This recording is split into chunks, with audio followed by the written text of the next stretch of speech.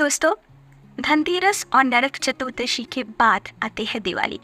और ये दिवाली इतना फेमस क्यों है? फेमस इसलिए है क्योंकि श्री रामचंद्र जब 14 वर्ष के बाद अयोध्या लौटे, तब अयोध्या नगरी को दियों से एकदम डेकोरेट किया गया है। इसलिए दिवाली किया कहा जाता है और इसलिए दिवाली के दिन दिया बहुत ज़्यादा इम्पोर्टेंट है। तो अभी भी हम लोग घर में दिवाली के दिन घर में, घर से बाहर, सभी जगह में दिवाली के जो दिए हैं वो जलाते हैं और बहुत सारे आर्टिफिशियल लाइट्स से भी हम लोग घर डेकोरेट करते हैं। पर दोस्तों, सिर्फ ये ही कहानी नहीं है, दिवाली से जुड़ी और भी बहुत सारी कहानी है। एक बहुत अनयूजुअल और बहुत अनकॉमन एक स्टोरी है जो मैं आपको बताने जा रही हूँ। तो वीडियो को फुल सुनिएगा, कहानी पूरी देखिएगा, क्योंकि आपको एक वैल्यूड इन्फॉर्मेशन और वैल्यूड पौराणिक कहानी मिलेगी इस वीडियो से। तो दोस्तों, चलिए वीडियो को स्टार्ट करते हैं। कहानी हकीकत चैनल में आप सभी को फिर से स्वागत है। हैप्पी दिवाली। दोस्तों, एक दिन विष्णु देवता ने लक्ष्मी जी से कहा, लक्ष्मी देखो, लोगों में कितना ज़्यादा भक्ति बढ़ गया है, सारा दिन ये लोग नारायण नारायण करते हैं। ये सुनकर लक्ष्मी जी ने कहा, ये आपको पाने के लिए नहीं बल्कि मुझे पाने के लिए करते हैं। तो दोनों के अंदर एक शर्त लगा है।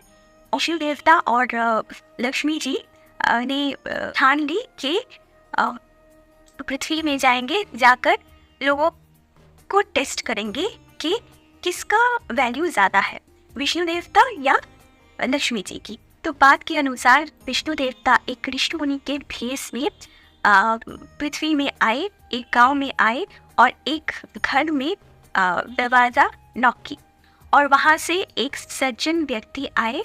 तब विष्णु देवता ने कहा कि मैं आपके गांव में भगवान का कथा सुनाना चाहता हूँ। ये सुनकर वो सज्जन व्यक्ति ने कहा, ठीक है ऋषि जी, आप जितना दिन चाहो हमारे घर में रह सकते हो, आप जितना दिन ये कथा सुनाओगे हमारे घर में आप रहोगे।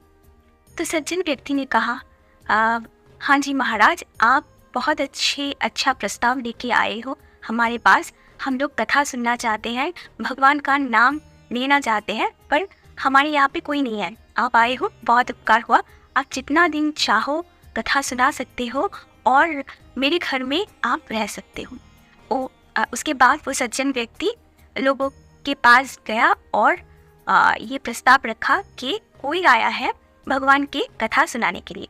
तो एक वृक्ष के नीचे एक जंगल में भगवान का जो कथा है वो सुनाने के लिए एक जगह ठीक हुआ।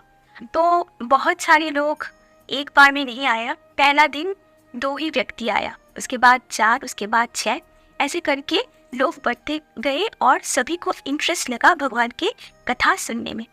तो उसके बाद एक दिन लक्ष्मी जी ऊपर से, स्वर्ग से सोचने लगे कि क्या हो रहा है पृथ्वी में, मुझे भी जाकर देखनी चाहिए। तो लक्ष्मी जी एक साधारण सी एक वेश में नीचे पृथ्वी लोक में आया और वही गांव में जाकर एक घर में दरवाज़ा खटखटाया और एक औरत दरवाजे से बाहर निकला।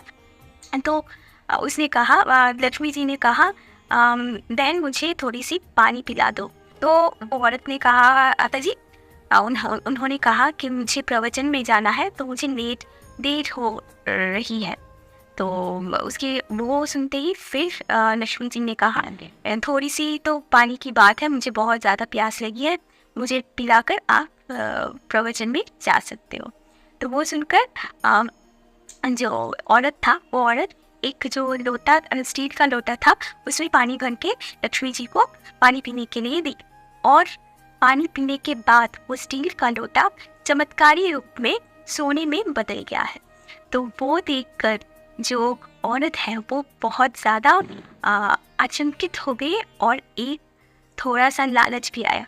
तो उसने सोचा कि ये तो चमत्कारी औरत है, तो एक काम करते हैं, अगर लोटे को सोने में बदल सकते हैं तो क्यों ना मैं उनको खाने में बुलाओ तो मेरे जो थाली है, ग्लास है, कटोरी है, सब सोने में बदल जाएगी। तो उन्होंने वो प्रस्ताव दिया, माता जी आपको भूख भी लगी होगी तो आप मेरे यहाँ पे भोजन कीजिए। तो तब लक्ष्मी जी ने कहा, नहीं मुझे भूख नहीं लगी है, तुम्हें प्रवचन में जाना है ना, तुम प्रवचन में चले जाओ। तो उसके बाद धीरे धीरे ये जो बात है ना वो बहुत स्प्रेड कर गया पूरी गांव में। वो जो औरत था जी प्रवचन के वहाँ पे जाकर सभी को बताया इस चमत्कारी देवी के बारे में।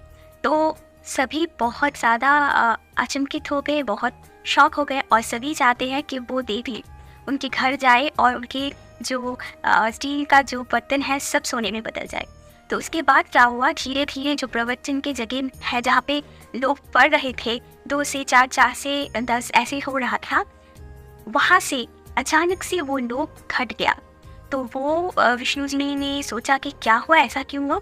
उसने सज्जन व्यक्ति से पूछा तो सज्जन व्यक्ति ने कहा कि ऐसा ऐसा हुआ, गांव में एक चमत्कारी माता जी आए, वो जो भी बर्तन में खाना खाते हैं वो सोने में बदल जाते हैं। ये सुनकर विष्णु जी को पता चल गया है कि लक्ष्मी जी आई हुई है। तो उसके बाद क्या हुआ, उसके बाद बहुत ही बुरा हुआ।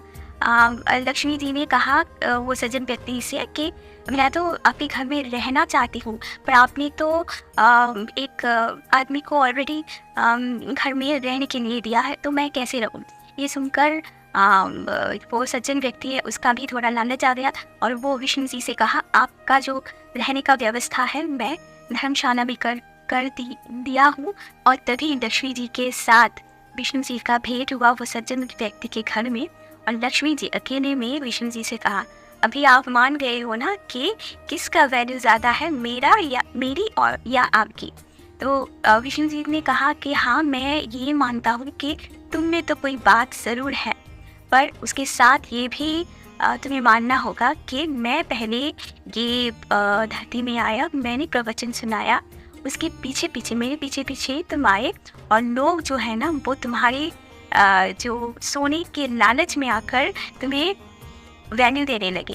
उससे पहले तो मैं जब था तब मैंने कोई लालच नहीं दिया, सिर्फ मैंने बोला कि भगवान का नाम मैं सुनाना चाहता हूँ, नाम कीर्तन सुनाना चाहता हूँ, उसमें ही बहुत सारे लोग आए। तो इस वैल्यू के बगैर लक्ष्मी का भी कोई वैल्यू नहीं है। हम दोनों एक साथ जहाँ जाएंगे वहाँ वैल्यू बढ़ेगा, वहाँ के लोग जो चाहेंगे वही होगा। उनके घर में सुख समृद्धि और सब कुछ आएगा जब विष्णु और लक्ष्मी एक साथ घर में रहेंगे। तो दिवाली का ये भी जो स्टोरी है ये भी बहुत वैल्यूएबल है। उसके बाद से दिवाली के दिन लक्ष्मी और नारायण का एक साथ पूजन होता है। तो दोस्तों कैसे लगा ये वीडियो, ये कहानी, लाइक शेयर सब्सक्राइब